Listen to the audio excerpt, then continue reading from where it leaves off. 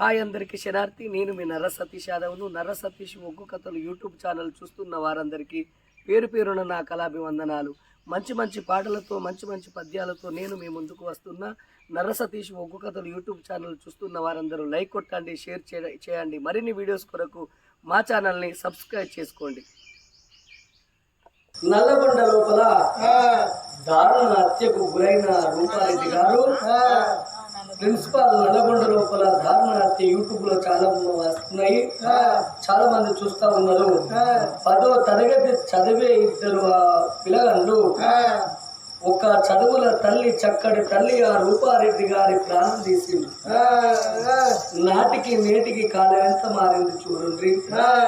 మరి అటువంటి ఆ యొక్క మాతృదేవోభవ, పితృదేవోభవ, ఆచార్య దేవోభవ, తల్లి తండ్రి కది భూమి మీద వేసి చదివియ బల్లల్లో చదివి ఎప్పితే ఎన్ని బాధలు వచ్చినా, ఎంత అల్లరి చేసినా ఓర్పుతోని మనం అంత మంచిగా చూసుకునే ఆ చదువుల తల్లి, చక్కని తల్లి ఆ రూపారెడ్డి గారిని 27 కత్తిపోట్లతో పొడిసి ఆ తల్లి ప్రాణం తీసింది.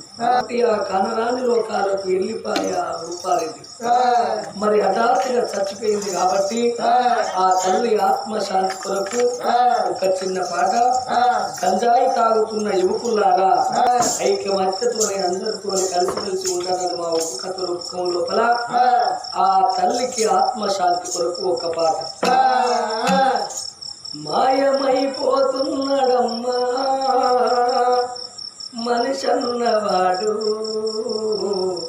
మచ్చుకైనా లేడు చూడు, మానవత్వం ఉన్నవాడు, నూటికో కోటికో ఒక్కడే ఒక్కడు, ఏడ ఉన్నడో గాని కంటికి కనరాడు, మాయమైపోతున్నాడమ్మా మనిషన్నవాడు, ఓ మచ్చుకైనా లేడు చూడు, మానవత్వం ఉన్నవాడు, నూటికో కోటికో ఒక్కడే ఒక్కడు, ఏడ ఉన్నడో కాని కంటికి కనరాడు, మాయమైపోతున్నాడమ్మా మనిషన్నవాడు. మా ఓ తల్లి, చదువుల తల్లి, చక్కని తల్లి, మా తల్లి ఓ రూపారెడ్డి గారు ఎక్కడున్నా నీ ఆత్మశాంతి కలగాలి. నింగిలో నా వెన్నెలమ్మ, నింగిలో నా వెన్నెలమ్మ, అమ్మయేనమ్మా